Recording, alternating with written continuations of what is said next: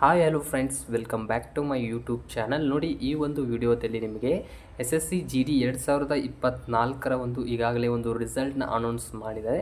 ಅದರ ಜೊತೆಗೆ ಈ ಕ್ಯಾಂಡಿಡೇಟ್ಗಳು ಏನು ಕೇಳ್ತಾ ಇದ್ದಾರೆ ಅಂದರೆ ಒಂದು ಮೈ ಸ್ಕೋರ್ ಕಾರ್ಡ್, ಅಂದರೆ ನಾವು ಎಷ್ಟು ಸ್ಕೋರನ್ನು ತೊಗೊಂಡಿದ್ದೀವಿ, ಎಷ್ಟು ನಾರ್ಮಲೈಸ್ ಆಗಿದೆ ಅಂತ ಯಾವ ರೀತಿಯಾಗಿ ಚೆಕ್ ಮಾಡ್ಕೊಳ್ಬೇಕಂತ ಈ ಒಂದು ವಿಡಿಯೋದಲ್ಲಿ ಮಾಹಿತಿನ ಕೊಡ್ತಾ ಇದ್ದೀನಿ. ಸೊ ಅದಕ್ಕೂ ಮುಂಚೆ ನಮ್ಮ ಯೂಟ್ಯೂಬ್ ಚಾನಲ್ ನೀವೇನಾದರೂ ಮೊದಲ ಬಾರಿಗೆ ವಿಸಿಟನ್ನು ಮಾಡಿದರೆ ಆದಷ್ಟು ನಮ್ಮ ಯೂಟ್ಯೂಬ್ ಚಾನಲ್ನ ಸಬ್ಸ್ಕ್ರೈಬ್ ಮಾಡಿಕೊಂಡು ಪಕ್ಕದಲ್ಲಿರುವ ಬೆಲ್ಲೈಕನ್ನು ಆನ್ ಮಾಡ್ಕೊಳ್ಳಿ. ನೋಡಿ, ಈಗಾಗಲೇ SSC ಅವರು ಒಂದು ಹೊಸ ವೆಬ್ಸೈಟ್ನ ಅವರು ಈಗಾಗಲೇ ಕ್ರಿಯೇಟನ್ನು ಮಾಡಿದ್ದಾರೆ.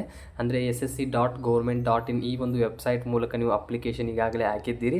ಆ ರೀತಿಯಾಗಿ ಒಂದು ಹೊಸ ವೆಬ್ಸೈಟ್ ಇದ್ದರೂ ನಿಮಗೆ ಈಗ ಮೈ ಸ್ಕೋರ್ ಕಾರ್ಡ್ ಅಂದರೆ ಏನೊಂದು ನಿಮ್ಮ ಒಂದು ಸ್ಕೋರ್ ಕಾರ್ಡ್ ಇದೆ, ಯಾವ ರೀತಿಯಾಗಿ ನೀವು ಚೆಕ್ ಮಾಡ್ಕೊಳ್ಬೇಕಂತ ನಾನು ಸ್ಟೆಪ್ ಬೈ ಸ್ಟೆಪ್ ಮಾಹಿತಿಯನ್ನು ಕೊಡ್ತೀನಿ. ನೋಡಿ, ಮೊದಲನೇದಾಗಿ ಈ ಒಂದು ಹಳೆಯ ವೆಬ್ಸೈಟನ್ನು ನೀವು ಓಪನ್ ಮಾಡ್ಕೊಳ್ಳೇಬೇಕಾಗತ್ತೆ. ಬೇಕಾದರೆ ನಾನು ಈ ಲಿಂಕನ್ನು ಡಿಸ್ಕ್ರಿಪ್ಷನಲ್ಲಿ ಕೊಟ್ಟಿರ್ತೀನಿ, ಅದರ ಮೇಲೆ ಕ್ಲಿಕ್ ಮಾಡ್ಕೊಂಡು ಈ ವೆಬ್ಸೈಟ್ನ ವಿಸಿಟನ್ನು ಮಾಡಿ.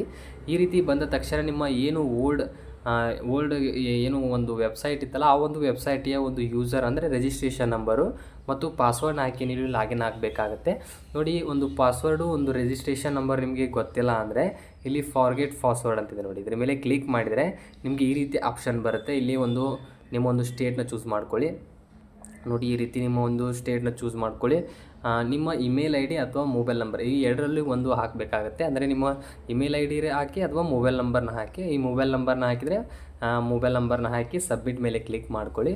ಸಬ್ಮಿಟ್ ಮೇಲೆ ಕ್ಲಿಕ್ ಮಾಡಿದರೆ ನಿಮಗೆ ಒಂದು OTP ಬರುತ್ತೆ. OTP ರಿಶ್ಯೂ ಆಗುತ್ತೆ. ಇದು ಯಾವ ರೀತಿಯಾಗಿ ಬರುತ್ತೆ ಅಂತ ನಿಮಗೆ ಎಕ್ಸಾಂಪಲ್ ಆಗಿ ತೋರಿಸ್ತೀನಿ. ನೋಡಿ, ಈ ಥರ ಮೊಬೈಲ್ ನಂಬರ್ನ ನೀಡ್ಕೊಂಡು ಇಲ್ಲಿ ಸಬ್ಮಿಟ್ ಮೇಲೆ ಕ್ಲಿಕ್ ಮಾಡ್ಕೊಳ್ಳಿ. ನೋಡಿ, ಈ ರೀತಿ ಸಬ್ಮಿಟ್ ಮಾಡ್ಕೊಳ್ಳಿ. ಸಾಕಷ್ಟು ಅಭ್ಯರ್ಥಿಗಳು ಈ ಒಂದು ನಂಬರ್ ಸಿಗೋದಿಲ್ಲ, ಆ ಕಾರಣಕ್ಕೆ ಈ ವಿಡಿಯೋನ ಮಾಡ್ತಾ ಇದ್ದೀನಿ. ಮತ್ತು ಸ್ಕೋರ್ ಕಾರ್ಡ್ ಯಾವ ರೀತಿ ಚೆಕ್ ಮಾಡ್ಕೊಳ್ಬೇಕಂತ ಅದನ್ನು ನೋಡ್ಕೊಳ್ಳೋಣ.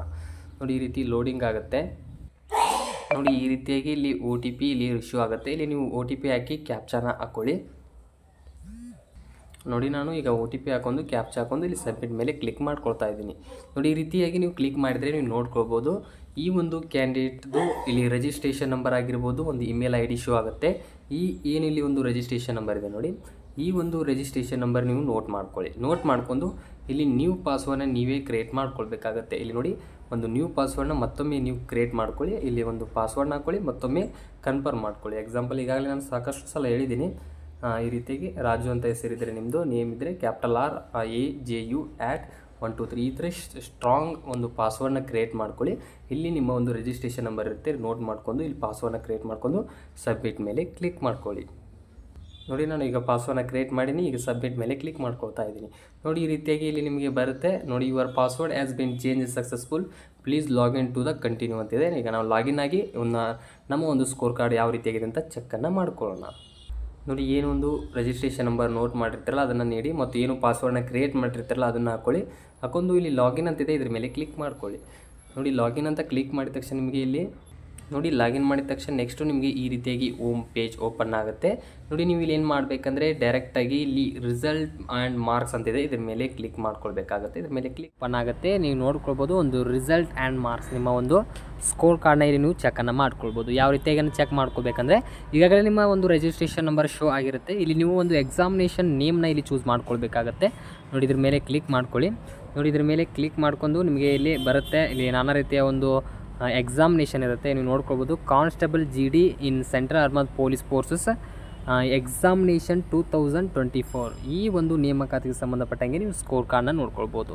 ನೋಡಿ, ಈ ರೀತಿ ಈ ಒಂದು ಆಪ್ಷನ್ ಮೇಲೆ ಇದ್ರ ಮೇಲೆ ಈಗ ನಾವು ಕ್ಲಿಕ್ಕನ್ನು ಮಾಡ್ಕೊಳ್ಳೋಣ. ನೋಡಿ, ಇದ್ರ ಮೇಲೆ ಕ್ಲಿಕ್ ಮಾಡಿದ ತಕ್ಷಣ ನೆಕ್ಸ್ಟು ಇಲ್ಲಿ ನಿಮಗೆ ಸಬ್ಮಿಟ್ ಅಂತ ಆಪ್ಷನ್ ಇದೆ, ಇದ್ರ ಮೇಲೆ ಕ್ಲಿಕ್ ಮಾಡ್ಕೊಳ್ಳಿ. ನೋಡಿ, ಇಲ್ಲಿ ಸಬ್ಮಿಟ್ ಮಾಡಿ ಕ್ಲಿಕ್ ಮಾಡಿದ ತಕ್ಷಣ ನೆಕ್ಸ್ಟ್ ನಿಮಗೆ ಈ ರೀತಿಯಾಗಿ ಇಲ್ಲಿ ಪೇಜ್ ಓಪನ್ ಆಗುತ್ತೆ. ನೋಡಿ, ಈ ರೀತಿಯಾಗಿ ಚೆಕ್ ಮಾಡ್ಕೊಳ್ಳಿ. ನಿಮ್ಮ ಒಂದು ಇಲ್ಲಿ ರಿಜಿಸ್ಟ್ರೇಷನ್ ನಂಬರ್ ಆಗಿರ್ಬೋದು, ನಿಮ್ಮ ರೂಲ್ ನಂಬರ್ ಆಗಿರ್ಬೋದು, ನಿಮ್ಮ ಡೇಟ್ ಆಫ್ ಬರ್ತ್ ಎಲ್ಲ ಇಲ್ಲಿ ಇನ್ಫಾರ್ಮೇಷನ್ ಇರುತ್ತೆ. ನಿಮ್ಮ ಒಂದು ಸ್ಟೇಟು ಮತ್ತು ಒಂದು ಡೊಮೆಸ್ಟಲ್ ಕನ್ಸಿಡರ್ನ ತೋರಿಸಿರ್ತಾರೆ. ಆದ ತಕ್ಷಣ ನಿಮಗೆ ಇಲ್ಲಿ ಪಾರ್ಟ್ ವೈಸ್ ಎಷ್ಟು ಸ್ಕೋರನ್ನು ಅಂಕವನ್ನು ಇಲ್ಲಿ ಪಡೆದಿದ್ದೀರಾ ಅಂತ ನೀವು ಚೆಕ್ಕನ್ನು ಮಾಡ್ಕೋಬೋದು.